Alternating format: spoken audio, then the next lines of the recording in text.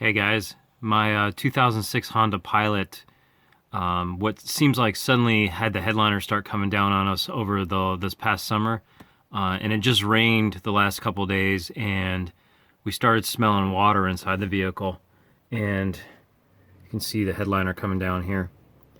And what I think is going on is I think the rails on the roof, where the roof rack is, I think below those rails in the channel there, I think the seam sealer has either worn away or has some cracks in it, because now I've got water coming in somewhere in the roof. And the way I found out about it is underneath on the floor here, this is wet. So I think it's coming down the B-pillar here. I don't have any problems. There's no water in the front passenger seat or the front driver's seat, but there's water here on this side, in the passenger side, in the rear seat. And then I also checked on the in the back here, and there's also water coming in the back here. So I'm gonna see if I'm gonna go ahead and take the roof rack apart, and I'm gonna see if I can figure out what's going on.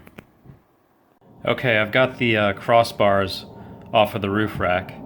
Now I've got to actually take the roof rails. I've got to take this roof rack off the vehicle to be able to get to this channel here where I think the water is coming from. I think the seam underneath this channel is where the water is coming into the Pilot. And so to take this front trim piece off, you have to put a screwdriver into this hole here and push, and then slide this trim piece forward. And here's what it looks like with that trim piece taken off. It's a little difficult to get off. You kind of have to, you're pushing through this hole here, and what you're doing is you're pushing against this metal clip here. And so once you push that in, you kind of have to wiggle it off and slide it forward. Be careful when you slide it forward so that you don't scratch the top of your paint here. All right, now I'm going to move on to the next one, which is a little bit further down, and I'll show you how that works. Okay, so on this center one, to get the roof rack off, you need to put a screwdriver in here and pop this cover off.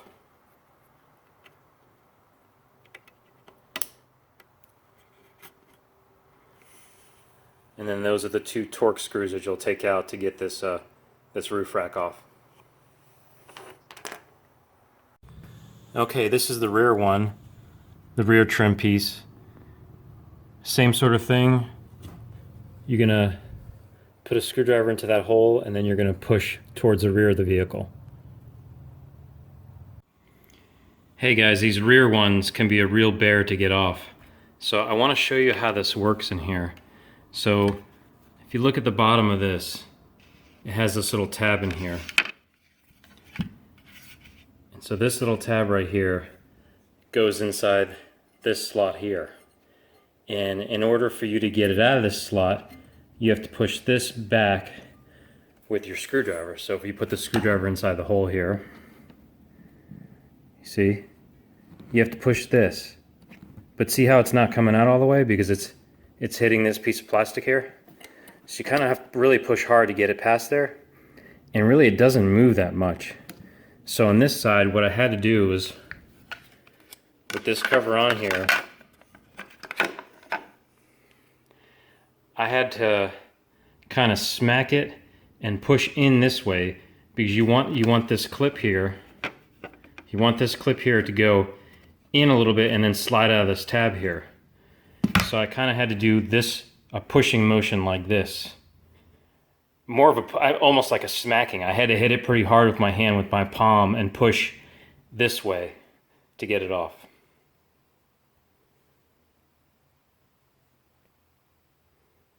Okay, and the next thing we have to do is we have to take all these bolts off. It uses a T30 Torx bit. And so we got to take these two out in the back, to take these two in the center,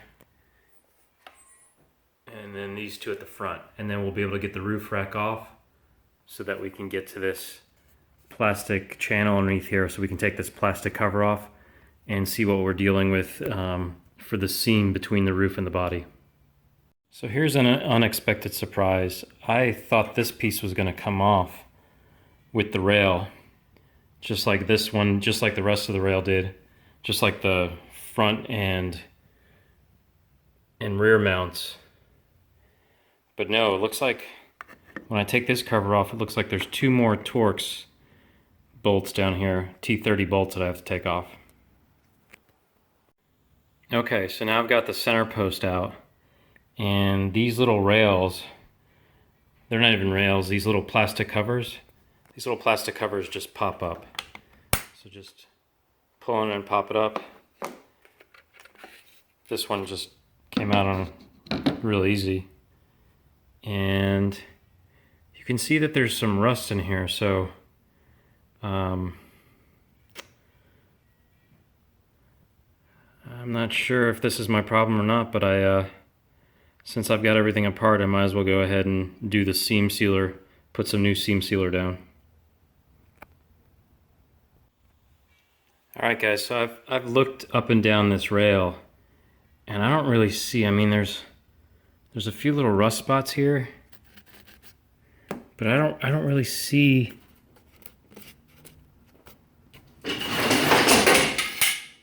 where this is leaking from. I mean, I'm still going to go ahead and re-seam it, put in new sealer, but I'm not sure that this is my problem. I'm not sure if this is what's causing the leak. I wonder if it's over here on the hinge.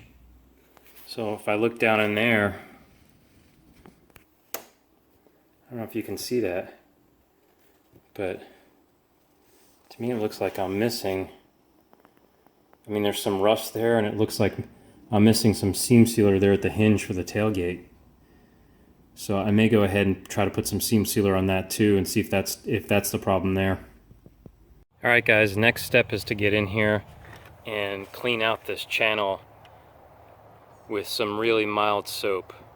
I'm using Sal's Suds diluted in water with a spray bottle. But you could probably use car wash. You could also probably using dish detergent, just dilute it a little bit, and just get in there and clean out all the crud in this channel before you put in the seam sealer. And I'm using a toothbrush and this other brush to try to clean the channel out. And guys, I'm going to go ahead and remove the rear spoiler so I can get better access to get the seam sealer around the hinge over here. This little gasket here is in the way of me getting the seam sealer in there. So I'm going to take this rear spoiler off, which is just a matter of taking these 10mm bolts off in each corner. And then there's one behind this plastic plug. And then there's another one over here in the corner that I already took the nut off on. And then I'll be able to take the rear spoiler off. I'll have to disconnect the feed line for the washer fluid, and then I'll also have to disconnect the third brake light. Alright guys, it turns out that there's 2 additional bolts in here,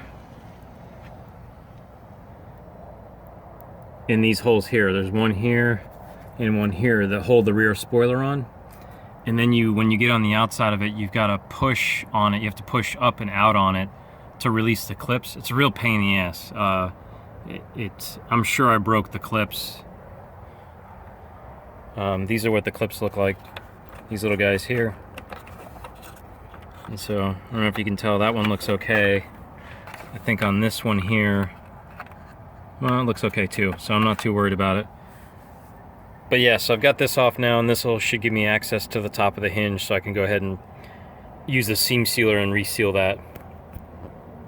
Hey guys, here's the seam sealer I'm going to use. It's from Dynatron, number 550. I picked this up on Amazon. I'll put the link down below in the show description, in the YouTube description, and then I'm going to use this this cut up old membership card. I'm going to use this to spread the caulk in the channel so I don't have to use my finger. Alright guys, I've got the seam sealer in here. I probably went a little too heavy, but I want to make sure that it doesn't leak. So I did this whole right side on the passenger side. And now I'm going to come around the back, and I'm going to do the spots around the hinges and around the back hatch. Alright guys, I'm done with doing the back lift gate area.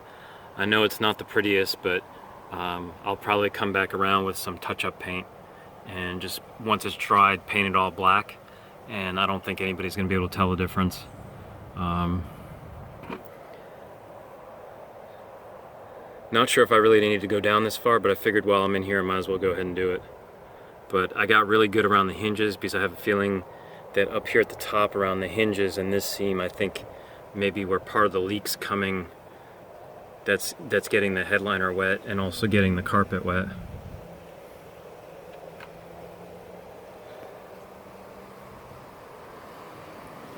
Alright guys, here's the other side. I can tell you this stuff's really sticky and really difficult to work with. So definitely try not to get it on your hands. Using the credit card thing worked out pretty well, where I cut the credit card into like a little spatula almost, and it worked out pretty well. I'm done on both sides. I'm going to let it dry. It dries really quickly, and then in the rear, in the hatch area, I'm going to use I'll use some touch-up paint. So here I'll use some touch-up paint to make this blend in with the rest of it so you can't really see it. But as you can see, this stuff is already dry here. So hopefully this will fix the problem. I'll update the YouTube comments and let you guys know if it actually fixes the problem. Thanks for looking. Alright guys, I finished up the job with a little bit of spray paint that I have, some black spray paint and a piece of cardboard.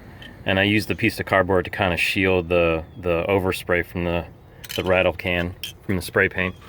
But here's what it looks like now. I've got it all painted up. You can barely even tell that I put down a new layer of seam sealer. It's a little shiny right now because the paint has to dry, but once it dries, I mean, people won't notice unless they're really looking for it. But it hasn't rained yet, but hopefully the next time it rains, I don't have any water coming into the Pilot. All right, well, I hope this helps you out, and thanks for watching. Take care.